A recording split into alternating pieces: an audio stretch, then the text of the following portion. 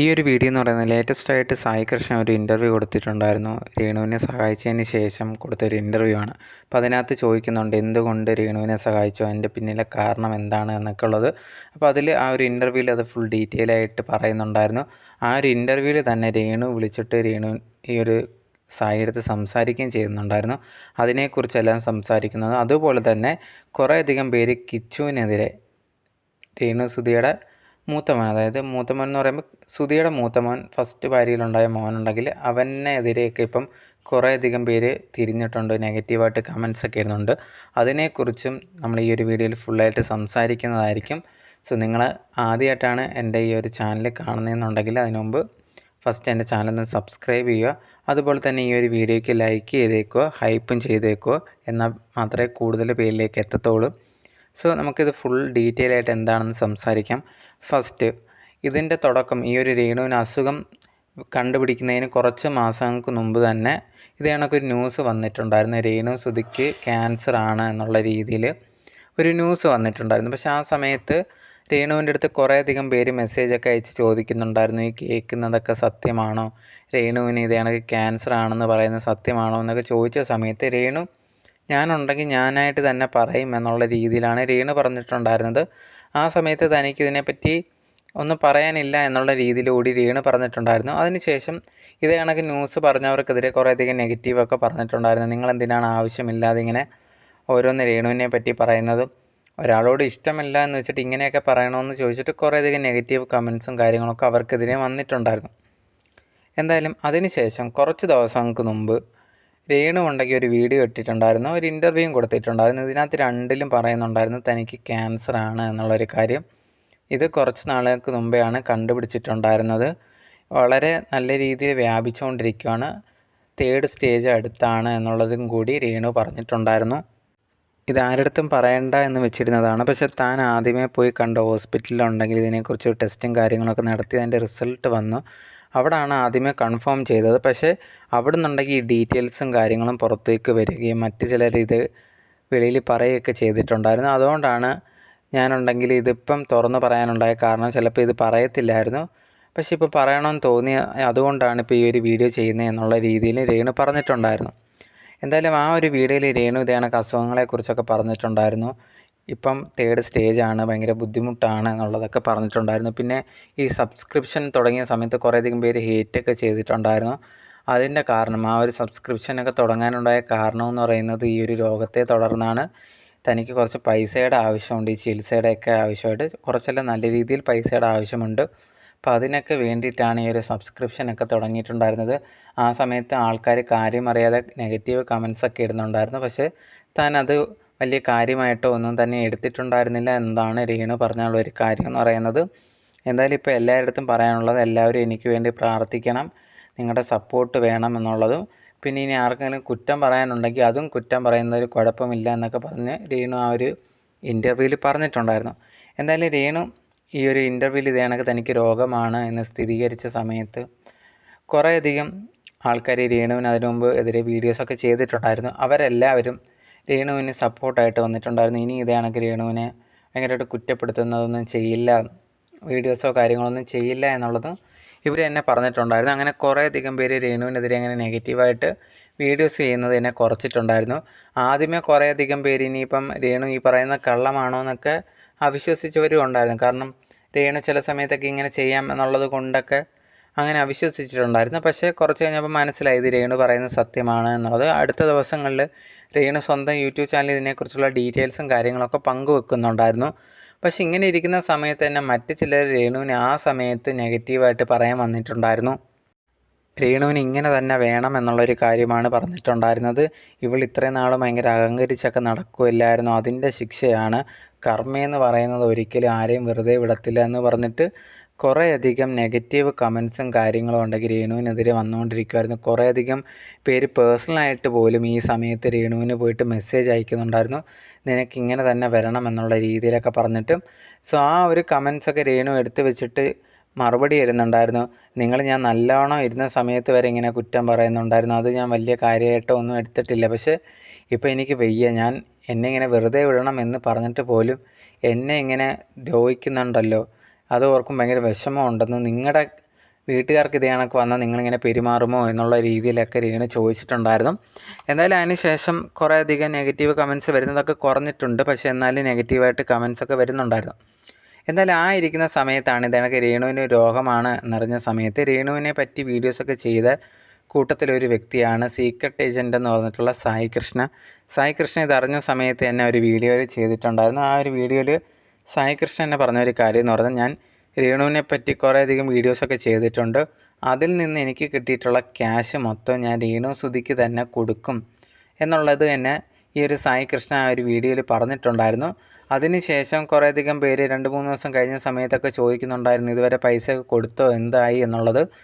അങ്ങനെ ഇരിക്കുമ്പോഴാണ് കുറച്ച് ദിവസങ്ങൾക്ക് മുമ്പുണ്ടെങ്കിൽ ഈ സീക്രട്ട് ഏജൻ്റായിട്ടുള്ള സായി കൃഷ്ണയും കുടുംബമൊക്കെ ഉണ്ടെങ്കിൽ രേണുസുധിയുടെ വീട്ടിൽ ചെല്ലുകയും അവിടെ ചെന്ന് പൈസ കൊടുക്കുകയൊക്കെ ചെയ്തിട്ടുണ്ടായിരുന്നു AC ഒക്കെ വാങ്ങാൻ വേണ്ടി. അങ്ങനെ AC വാങ്ങാനുള്ള പൈസ കൊടുത്ത് AC വാങ്ങിച്ച് വീട്ടിൽ ഫിറ്റ് ചെയ്തിട്ടുണ്ടായിരുന്നു. അതിൻ്റെ ഫോട്ടോ ഉണ്ടെങ്കിൽ സ്റ്റോറിയിൽ പങ്കുവച്ചിട്ടുണ്ടായിരുന്നു രേണുസുധി. എന്നിട്ട് താങ്ക്സ് സായി കൃഷ്ണ, നിങ്ങൾക്ക് ഒരുപാട് നന്ദിയുണ്ട്, നിങ്ങളുടെ കുടുംബത്തോടെ വന്നതിന്, എന്നെ കണ്ടതിനും ആശ്വസിപ്പിച്ചതിനൊക്കെ ഒരുപാട് നന്ദിയുണ്ട് എന്നുള്ളതും കൂടി രേണുസുധി പറഞ്ഞിട്ടുണ്ടായിരുന്നു. എന്തായാലും ആ ഒരു പോസ്റ്റ് വന്നതിന് ശേഷം കുറേയധികം പേര് സായി കൃഷ്ണയ്ക്ക് നന്ദി പറഞ്ഞുകൊണ്ട് സായി കൃഷ്ണയുടെ യൂട്യൂബ് ചാനലിൽ പേഴ്സണലായിട്ടൊക്കെ പോയിട്ട് മെസ്സേജ് ഇടുന്നുണ്ടായിരുന്നു, നന്ദിയുണ്ട് എന്നുള്ളതൊക്കെ. എല്ലാവരും അത് കണ്ട സമയത്ത് നമുക്ക് എല്ലാവർക്കും തോന്നി ഇങ്ങനെ ചെയ്തത് നല്ലൊരു കാര്യം. കുറേയധികം പേര് രേണുവിനെതിരെ കുറ്റം പറഞ്ഞൊക്കെ വീഡിയോസൊക്കെ ചെയ്തിട്ടുണ്ട്. അതിപ്പോൾ ആ സമയത്ത് രേണു കാണിച്ച കാര്യങ്ങളെ പറഞ്ഞുകൊണ്ടാണ് ചെയ്തിട്ടുണ്ടായിരുന്നത്. എന്തായാലും ആ ഒരു സമയത്ത് അങ്ങനെ ചെയ്തവർ തന്നെ ഇതേ കണക്ക് പ്രായച്ചിത്തമായിട്ട് ഓരോന്ന് ചെയ്യുന്നത് കാണുന്ന സമയത്ത് ഭയങ്കര സന്തോഷമുണ്ടായിരുന്നു. ഇതേ കണക്ക് സീക്രട്ട് ഏജൻ്റായിട്ടുള്ള സായി കൃഷ്ണ പോയി കണ്ടു, പൈസ കൊടുത്തു എന്നൊക്കെ പറയുമ്പോഴത്തേനും അത് ഭയങ്കര സന്തോഷമാണ്. എല്ലാവരും അത് ഭയങ്കരമായിട്ട് സന്തോഷം പ്രകടിപ്പിക്കുകയും ചെയ്തിട്ടുണ്ടായിരുന്നു. എന്തായാലും ഇപ്പോൾ ലേറ്റസ്റ്റായിട്ട് സായി കൃഷ്ണ അതിൻ്റെ ഇൻ്റർവ്യൂ കൊടുത്ത സമയത്ത് ഇൻ്റർവ്യൂക്കാർ ചോദിക്കുന്നുണ്ടായിരുന്നു ഇനിയിപ്പം എന്താണിത് കൊടുക്കാനുണ്ടായ മെയിനായിട്ടുള്ള കാര്യം എന്നൊക്കെ ചോദിച്ച സമയത്ത് സായി പറയുന്നൊരു കാര്യം, എനിക്കങ്ങനെ ചെയ്യണമെന്ന് തോന്നിയത് കൊണ്ടാണ് ഞാൻ ഇതേ കണക്ക് അവർക്ക് പൈസ കൊടുത്തതെന്നുള്ളത്. ഞാൻ പിന്നെ അവരെ പറ്റി അങ്ങനെ കുറ്റം പറഞ്ഞ അങ്ങനെ വീഡിയോസോ കാര്യങ്ങളൊന്നുമില്ല. അവർ ചെയ്ത കാര്യങ്ങൾ എനിക്ക് തോന്നിയിട്ടുള്ള അഭിപ്രായങ്ങൾ മാത്രമേ പറയാറുള്ളൂ. ഭയങ്കരമായിട്ട് വിമർശിക്കുകയോ കാര്യങ്ങളോ ഒന്നും ചെയ്യാറില്ല. പിന്നെ അവരുടെ ഇപ്പോഴത്തെ സിറ്റുവേഷൻ എന്ന് പറഞ്ഞാൽ ഭയങ്കരമായിട്ട് സമ്പാദിച്ച് വെച്ചിട്ടോ ഒന്നുമില്ല. അവർക്കിനിയിപ്പം കടം ചോദിക്കുന്നതൊക്കെ ഭയങ്കര ബുദ്ധിമുട്ടുള്ള ഒരു കാര്യമാണ്. അപ്പോൾ അങ്ങനെ ഇരിക്കുന്ന സമയത്ത് എനിക്ക് എന്നെക്കൊണ്ട് എന്ത് പറ്റുമോ അത് ഞാൻ ചെയ്തു എന്നത് മാത്രമേ ഉള്ളൂ. അതൊരിക്കലും ആൾക്കാരെ കാണിക്കാൻ വേണ്ടി ഒന്നും ചെയ്യുകയാണെന്ന് ഇനി അങ്ങനെ പറയുകയാണെങ്കിൽ എനിക്ക് കുഴപ്പമില്ല. ഞാൻ അതിന് വേണ്ടിയൊന്നും ചെയ്തതല്ല. എനിക്കങ്ങനെ അവരെ സഹായിക്കണമെന്ന് തോന്നി. അവരുടെ സിറ്റുവേഷനിൽ ആരും ഇപ്പം അങ്ങനെ സഹായിക്കാൻ ചിലപ്പം വന്നെന്ന് വരത്തില്ല. അതുകൊണ്ട് എനിക്ക് അങ്ങനെ സഹായിക്കണമെന്ന് തോന്നിയാണ് ഞാൻ സഹായിച്ചത്. അല്ലാതെ ഇത് ഭയങ്കരമായിട്ട് ആൾക്കാരെ കാണിക്കാൻ വേണ്ടിയൊന്നുമല്ല. പിന്നെ ഇതേ കണക്ക് അവർ ഇപ്പോൾ എനിക്കിതേ കണക്ക് വന്നു കഴിഞ്ഞാൽ കുറേയധികം പേര് സഹായിക്കുമായിരിക്കാം, ഇല്ലാതിരിക്കാം. പക്ഷേ എനിക്ക് ഇതേ കണക്ക് മറ്റുള്ളവർക്ക് വരുന്ന സമയത്ത് സഹായിക്കണം എന്നുള്ളൊരു ഫീലിങ്സ് ഉണ്ട്. അതുകൊണ്ടാണ് ഞാൻ അവരെ സഹായിച്ചത്. ഈ ഒരു കാര്യങ്ങളെല്ലാം ഈ ഒരു ഇൻ്റർവ്യൂവിൽ സായി കൃഷ്ണ പറയുന്നുണ്ടായിരുന്നു. ഞാനിതെല്ലാം ചെയ്തത് ആൾക്കാരെന്നെ ഇതൊക്കെ കണ്ടിട്ട് ഭയങ്കര ഇഷ്ടപ്പെടുന്ന അല്ലെങ്കിൽ കാണിക്കാൻ വേണ്ടിയൊന്നും അല്ല എന്നുള്ളതും പറഞ്ഞിട്ടുണ്ടായിരുന്നു. ആ ഇൻ്റർവ്യൂവിൽ തന്നെ രേണുസുധി ഉണ്ടെങ്കിൽ ഫോൺ കോൾ ചെയ്തിട്ടുണ്ടായിരുന്നു ആ ആങ്കർ. എന്നിട്ട് രേണുസുധി ഉണ്ടെങ്കിൽ ആ ഇൻ്റർവ്യൂവിൽ വെച്ച് നന്ദി പറഞ്ഞിട്ടുണ്ടായിരുന്നു. ഇങ്ങനെ ചെയ്തതിന് ഒരുപാട് നന്ദിയുണ്ട്, കാരണം കീമോയും കാര്യങ്ങളൊക്കെ ചെയ്യുന്ന സമയത്ത് ശരീരത്തിനൊക്കെ നല്ല വേദന, ഭയങ്കര ചൂടും കാര്യങ്ങളൊക്കെയാണ്. ഈ സമയത്ത് ഇതേ കണക്ക് AC ഒക്കെ വാങ്ങാൻ പൈസ തന്നതിനൊക്കെ ഒരുപാട് നന്ദിയുണ്ട്. സായി കൃഷ്ണയുടെ എത്ര നന്ദി പറഞ്ഞാലും മതിയാവില്ല എന്നുള്ള രീതിയിൽ രേണു പറഞ്ഞിട്ടുണ്ടായിരുന്നു. ആ ഒരു ഇൻ്റർവ്യൂവിൽ രേണു വിളിക്കുന്ന ഒരു പോഷൻ കണ്ടതിന് തന്നെ മനസ്സിലാവും രേണു ഭയങ്കരമായിട്ട് വിഷമിച്ച് ഭയങ്കര എന്താ പറയുക സന്തോഷം കൊണ്ട് കണ്ണീരുമല്ലോ, അങ്ങനെയുള്ള രീതിയിൽ നന്ദിയാണ് സായി കൃഷ്ണ അടുത്ത് പറഞ്ഞിട്ടുണ്ടായിരുന്നത്. അപ്പോൾ സായി പറഞ്ഞൊരു കാര്യം, ഇത് അങ്ങനെ ഭയങ്കരമായിട്ട് നന്ദി പറയണം എന്ന് ഞാൻ ആഗ്രഹിച്ചിട്ടല്ല ഇത് ചെയ്തത്, എനിക്ക് ചെയ്യണം എന്ന് തോന്നിയാണ്. എൻ്റെ സ്ഥാനത്ത് വേറെ ആരായിരുന്നാലും അത് ചെയ്യും എന്നുള്ള രീതിയിലാണ് സായി കൃഷ്ണ പറഞ്ഞിട്ടുണ്ടായിരുന്നത്. ഈ ഒരു വീഡിയോയുടെ താഴെ വന്ന് കുറേയധികം പേര് കമൻറ്റ്സ് ഇട്ടിട്ടുണ്ടായിരുന്നു. ഇതേ കണക്ക് തന്നെ കുറേയധികം പേര് രേണുവിനെതിരെ വീഡിയോസൊക്കെ ചെയ്തിട്ടുണ്ടായിരുന്നു. അവർ ഇതേ കണക്ക് അവരെ കൊണ്ട് പറ്റുന്ന കാര്യങ്ങളൊക്കെ ചെയ്യണം, കാരണം അങ്ങനെയുള്ളൊരു അവസ്ഥയിലാണ് ഈ ഒരു രേണു എന്നുള്ളതും പറഞ്ഞിട്ടുണ്ടായിരുന്നു. പിന്നെ അടുത്ത മെയിനായിട്ടുള്ളൊരു കാര്യം എന്ന് പറഞ്ഞാൽ കിച്ചു സുധിയെക്കുറിച്ചാണ്, സുധിയുടെ ആദ്യ മോനെക്കുറിച്ചാണ്. രേണുവിന് ഈ ഒരു അസുഖം വന്നതിന് ശേഷം കുറേയധികം പേര് ചോദിച്ചിട്ടുള്ളൊരു കാര്യമാണ് കിച്ചു സുധി എന്തുകൊണ്ട് രേണുവിനെ പോയി കാണുന്നില്ല എന്നുള്ളൊരു കാര്യം. ആ ഒരു കാര്യം ആദ്യമൊക്കെ എല്ലാവരും കമൻ്റ് ഇടുന്നുണ്ടായിരുന്നു, ഉറപ്പായിട്ടും കിച്ചു പോയി കാണും എന്നുള്ളത് ഞങ്ങൾക്ക് വിശ്വാസമുണ്ട്, പോയി കാണണം എന്നൊക്കെ പറഞ്ഞിട്ടുണ്ടായിരുന്നു. പക്ഷേ 2ഉം 3ഉം ദിവസമായിട്ടൊന്നും അവർ പോയി കണ്ടതോ ഫോട്ടോസ് ഒരുമിച്ച് എടുത്തതോ ഒന്നും പുറത്ത് വന്നിട്ടില്ലായിരുന്നു. അങ്ങനെ ഇരിക്കുന്ന സമയത്താണ് ഇതേ കണക്ക് രേണുവിൻ്റെ മുമ്പത്തെ ഒരു ഇൻ്റർവ്യൂ വന്നിട്ടുണ്ടായിരുന്നു. ഇതേ കണക്ക് രേണു മുമ്പത്തേന്ന് പറയുമ്പോഴത്തേന് ഈ രോഗം പറഞ്ഞതിന് ശേഷം ഒരു ഇൻ്റർവ്യൂ കൊടുത്തിട്ടുണ്ടായിരുന്നു. അതിനകത്ത് പറഞ്ഞിട്ടുണ്ടായിരുന്നു ഇത് എനിക്ക് കിച്ചു ഒന്നും വിളിച്ചിട്ട് പോലും ഇല്ലായിരുന്നു, അത് ഭയങ്കരമായിട്ട് വിഷമം ഉണ്ടാക്കി എന്നുള്ളൊരു കാര്യം രേണു പറഞ്ഞിട്ടുണ്ടായിരുന്നു. അതോടെയാണ് ഇപ്പം ആ ഒരു ഇൻ്റർവ്യൂ ഭയങ്കരമായിട്ട് പിന്നെയും ചർച്ചാ വിഷയമായിട്ടുണ്ട്. എന്തുകൊണ്ട് ഇതേ കണക്ക് കിച്ചു ചെയ്യുന്നു, സ്വന്തം അമ്മയുടെ സ്ഥാനത്ത് നിന്ന് നോക്കിയതല്ലേ, എന്നിട്ട് എന്തുകൊണ്ടാണ് ഇതേ കണക്ക് കിച്ചു ചെയ്തത് എന്നുള്ളൊരു കാര്യം ചോദിച്ചുകൊണ്ട് കുറേയധികം പേര് നെഗറ്റീവായിട്ട് കിച്ചുവിന് കമൻറ്റ്സ് ഇടുന്നുണ്ടായിരുന്നു. ആ സമയത്ത് കിച്ചുവിൻ്റെ യൂട്യൂബ് ചാനലിൽ പല പ്രൊമോഷൻ്റെയൊക്കെ കാര്യങ്ങളൊക്കെ പറഞ്ഞുകൊണ്ട് വീഡിയോസ് ചെയ്യുന്നുണ്ടായിരുന്നു. അത് ചെയ്യുന്നു, ഇതേ കണക്ക് ചെയ്ത് കഴിഞ്ഞാൽ നിങ്ങൾക്ക് ഇത്ര രൂപ കിട്ടും, അങ്ങനെയൊക്കെ കുറേയധികം പ്രൊമോഷൻ്റെ കാര്യങ്ങൾ ചെയ്യുന്നുണ്ടായിരുന്നു. ആ സമയത്തൊക്കെ കിച്ചുവിനുള്ള നെഗറ്റീവ് കമൻറ്റ്സ് എല്ലാം വന്നുകൊണ്ടിരിക്കുമായിരുന്നു. നീ എന്തുകൊണ്ട് പോയി കാണുന്നില്ല, എന്ത് ദേഷ്യം ഉണ്ടെന്ന് പറഞ്ഞാൽ ഇങ്ങനത്തെ ഒരു സമയത്താണ് ഇതുപോലെ ദേഷ്യം കാണിക്കുന്നതെന്ന് ചോദിച്ചിട്ട് കമൻറ്റ്സൊക്കെ ഇട്ടുകൊണ്ടിരിക്കുന്നുണ്ടായിരുന്നു. എന്തായാലും അതിനൊന്നും കിച്ചു ഇതുവരെ റിപ്ലൈയോ കാര്യങ്ങളോ ഒന്നും തന്നെ കൊടുത്തിട്ടില്ല. കുറച്ച് നാളുകൾക്ക് മുമ്പായിരുന്നു കിച്ചു ഒരു വീഡിയോ തന്നെ ഇട്ടിട്ടുണ്ടായിരുന്നു. രേണുവിനെതിരെയായിരുന്നു ആ ഒരു വീഡിയോ ഇട്ടിട്ടുണ്ടായിരുന്നത്. തൻ്റെ അച്ഛൻ മരിച്ചതിന് ശേഷം തന്നെ രേണു നല്ല രീതിയിൽ നോക്കിയൊന്നും തന്നെ ചെയ്തിട്ടില്ലായിരുന്നു എന്നും, അതുപോലെ തന്നെ ഈ ഒരു കിച്ചുവിൻ്റെ സഹോദരിക്കും സഹോദരിയുടെ ഭർത്താവിനെതിരെയൊക്കെ ആ ഒരു വീഡിയോയിൽ സംസാരിച്ചിട്ടുണ്ടായിരുന്നു.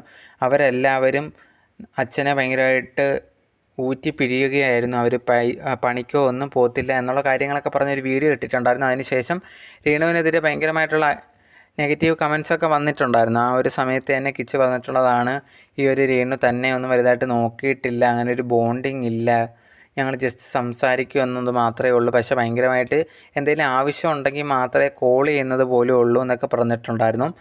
ആ ഒരു കാരണം കൊണ്ടാണ് എന്ന് മറ്റ് ചിലർ കമൻസിലൊക്കെ ഇടുന്നുണ്ടായിരുന്നു, അവർ ബോണ്ടിങ് ഒന്നും ഇല്ല, ചിലപ്പോൾ അതുകൊണ്ടായിരിക്കാം എന്നൊക്കെ പറഞ്ഞ് ചില ന്യായീകരണമൊക്കെ ചില ആൾക്കാർ പറയുന്നുണ്ടായിരുന്നു. പക്ഷേ കമൻറ്റ് ബോക്സിൽ ആൾക്കാർ വന്ന് പറഞ്ഞൊരു കാര്യം എന്ന് പറഞ്ഞാൽ, എത്ര അടുപ്പമില്ലെന്ന് പറഞ്ഞാൽ പോലും നിന്നെ ചെറുപ്പം തൊട്ടേ നോക്കിയത് ഈ ഒരു രേണുവാണ്. ആ ഒരു സമയത്ത് ഇങ്ങനത്തെ ഒരു അസുഖം ഉണ്ടെന്ന് പറയുന്ന സമയത്ത് പോയി കാണാൻ പോലും ഇല്ലെങ്കിൽ, മനസ്സില്ലെങ്കിൽ നീ എന്തുമാത്രം വലിയ നന്ദി കെട്ടവനാണ് എന്നുള്ള രീതിയിലാണ് ആൾക്കാർ പറഞ്ഞിട്ടുണ്ടായിരുന്നത്. എനിക്കതിനെക്കുറിച്ച് ചിന്തിച്ച സമയത്ത് ഇപ്പം രേണുവിനെ പോയി കാണുക എന്ന് പറഞ്ഞത് കറക്റ്റായിട്ടുള്ളൊരു കാര്യമാണ്. കിച്ചു അത് പോയി ചെയ്തേ പറ്റൂ, അതിൽ ആൾക്കാർ പറയുന്നതിൽ തെറ്റൊന്നുമില്ല. കാരണം അത് കിച്ചുവിനെ അമ്മയുടെ സ്ഥാനത്ത് നിന്ന് നോക്കിയിട്ടുള്ളതാണ്. പിന്നെ ഇങ്ങനെ കുറേയധികം പേര് നെഗറ്റീവായിട്ട് കിച്ചുവിനെതിരെയൊക്കെ പറയുന്നത് എനിക്ക് ശരിയായിട്ടും തോന്നുന്നില്ല. എന്തായാലും കിച്ചു പോയി രേണുവിനെ കാണും എന്നാണ് ഞാനും വിചാരിക്കുന്നത്. നിങ്ങളുടെ അഭിപ്രായം എന്താണ്? നിങ്ങൾക്ക് എന്താണ് ഇതിനെപ്പറ്റി, സായിയെപ്പറ്റി പറയാനുള്ളത്? അതുപോലെ തന്നെ കിച്ചുവിൻ്റെ ഈ ഒരു വിഷയത്തിൽ നിങ്ങൾക്ക് തോന്നിയ നിങ്ങളുടെ അഭിപ്രായം ഈ ഒരു വീഡിയോയുടെ താഴെ കമൻറ്റ് ബോക്സിൽ കമൻ്റായിട്ട് പറയുക.